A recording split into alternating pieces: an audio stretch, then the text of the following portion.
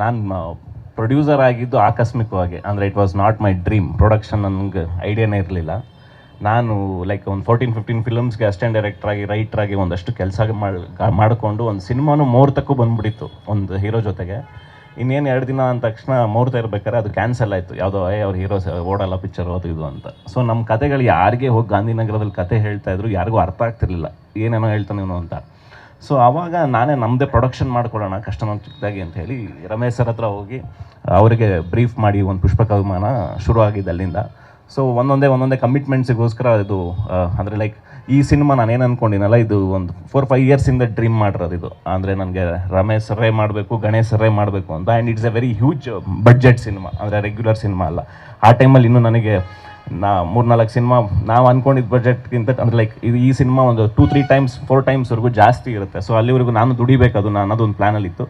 So ಹಿಂಗೆಲ್ಲ ಆಗ್ತಿರ್ಬೇಕಾದ್ರೆ ಸತ್ಯ like ಅಂದರೆ ನಾವು ಮೊದಲಿಂದನೂ ಫ್ರೆಂಡ್ಸ್. ಅವರು ಡೈರೆಕ್ಷನ್ ಡಿಪಾರ್ಟ್ಮೆಂಟಲ್ಲಿ, ನಾವು ಡೈರೆಕ್ಷನ್ ಡಿಪಾರ್ಟ್ಮೆಂಟಲ್ಲಿ ಕೆಲಸ ಮಾಡ್ಬೇಕಾದ್ರಿಂದನೂ ವಿ ಆರ್ ಫ್ರೆಂಡ್ಸ್.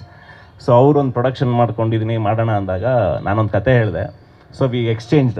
ಈ ಸಿನಿಮಾ ನೀವು ನನಗೆ ಪ್ರೊಡ್ಯೂಸ್ ಮಾಡಿ, ಈಗ ಸ್ವಲ್ಪ ನನಗೆ ಟೈಟ್ ಇದೆ, ನೀವು ಮಾಡಿ. ನೆಕ್ಸ್ಟ್ ಸಿನಿಮಾ ನೀವು ಡೈರೆಕ್ಟ್ ಮಾಡಿ, ನಾನು ಪ್ರೊಡ್ಯೂಸ್ ಮಾಡ್ತೀನಿ ಅಂತ ಈ ಥರದ್ದೊಂದು ಇದರಲ್ಲಿ ವಿ ಆರ್ ಡೂಯಿಂಗ್. ಅಂದರೆ ಬೋತ್ ನಮ್ಮ ಇಬ್ಬರದ್ದು ಡ್ರೀಮ್ ಬಂದು ಅಂದರೆ ಡೈರೆಕ್ಷನ್ನೇ ಫೈನಲ್ ಆಗಿ. ಅಂದರೆ ನಾವು ಬಂದಿದ್ದೆ ಆ ಉದ್ದೇಶಕ್ಕೆ. ಅವರು ನ್ಯೂಯಾರ್ಕಲ್ಲೆಲ್ಲ ಫಿಲಮ್ ಅಕಾಡೆಮಿಲೆಲ್ಲ ಓದ್ಕೊಂಡು ಬಂದಿರೋರು. ಜಿ ಕನ್ನಡ ನ್ಯೂಸ್ ಈಗ ನಿಮ್ಮ ಮನೆಯಲ್ಲೇ ನೋಡಿ. ಎಲ್ಲ ಕೇಬಲ್ಗಳಲ್ಲಿ ಈಗ ಲಭ್ಯ. Sun Direct 292, Jio TV 1334, U digital 162, City cable 51, GTPL 17, Abhishek cables 821, Rockline telecommunication 51, Shri Basaveshwara number 60, Vinayaka digital number 53, in digital number 896ರಲ್ಲಿ. ನಿಮ್ಮಿಸ್ತದ ಜಿ ಕನ್ನಡ ನ್ಯೂಸ್ ನೋಡಿ ಆನಂದಿಸಿ.